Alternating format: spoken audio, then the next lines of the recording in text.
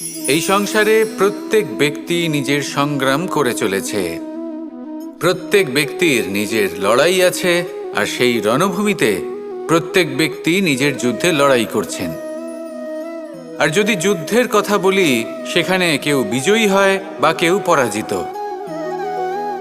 আর এখানে এটা বোঝা অত্যন্ত প্রয়োজনীয় যে কোথায় পরাজয়টা হওয়া গুরুত্বপূর্ণ আর কোথায় বিজয় লাভ করাটা গুরুত্বপূর্ণ। যদি আপনার এই যুদ্ধটা আপনার আপনজনের সাথে হয়, তাহলে সেখানে পরাজিত হওয়াটাই শ্রেয়, কারণ সেখানে পরাজিত হয়ে আপনি প্রসন্নতা লাভ করবেন। কিন্তু যদি এই যুদ্ধটাই আপনার নিজের সাথে হয়, নিজের মনের সাথে, নিজের মানসিকতার সাথে হয়, তাহলে এতে আপনাকে জয়ী হতে হবে। এই সংসারের যে কোনো যুদ্ধ হোক না কেন, সেটা রণভূমির পূর্বে এই মনের মাঝে লড়তে হয়।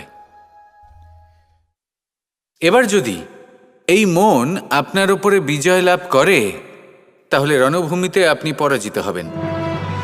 কিন্তু যদি আপনি এই মনের উপর বিজয় লাভ করতে পারেন, তাহলে এই সমগ্র সংসারে এমন কোনো স্থান নেই, এমন কোনো রণভূমি নেই যেখানে আপনি জয়লাভ করতে পারবেন না। আসুন আমার সাথে ভালোবেসে বলুন, রাধা রাধা।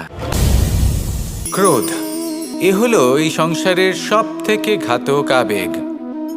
এই আবেগ আগুনের সমান। যদি কোনো ব্যক্তির মনে জাগ্রত হয়, তাহলে সামনের ব্যক্তিকে ভস্ম করার আগে সেই আগুন সেই ক্রুদ্ধ ব্যক্তিকেই ভস্ম করে দেয়। সেই জন্য এই ক্রোধকে নিজের থেকে দূরে রাখা অত্যন্ত আবশ্যক। কিন্তু তার অর্থ এটা নয় যে সেই রাগের কোনো মূল্য নেই।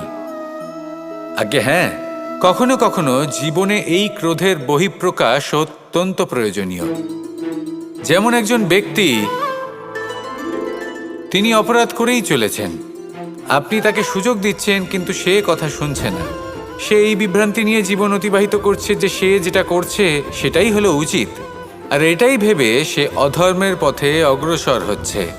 এমন একটা সময় ক্রোধের বহিঃপ্রকাশ অত্যন্ত প্রয়োজনীয়। যেমন শ্রীরাম ক্রুদ্ধ হয়েছিলেন, উনি অগ্নিবাণ সাধন করেছিলেন সাগরের প্রতি, কারণ সাগর নিজের অহংকারে মত্ত হয়ে কিছুতেই শ্রীরামকে লঙ্কা পর্যন্ত পৌঁছানোর পথ খুঁজে দিচ্ছিল না। যখন শ্রীরাম ক্রুদ্ধ হলেন, তখন সাগর ওনাকে পথ দেখালো।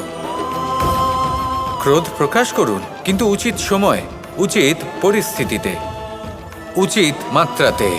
আর কখনোই এই ক্রোধের আবেগ যেন আপনাকে নিয়ন্ত্রণ না করতে পারে। আসুন আমার সাথে ভালোবেসে বলুন, রাধা রাধা।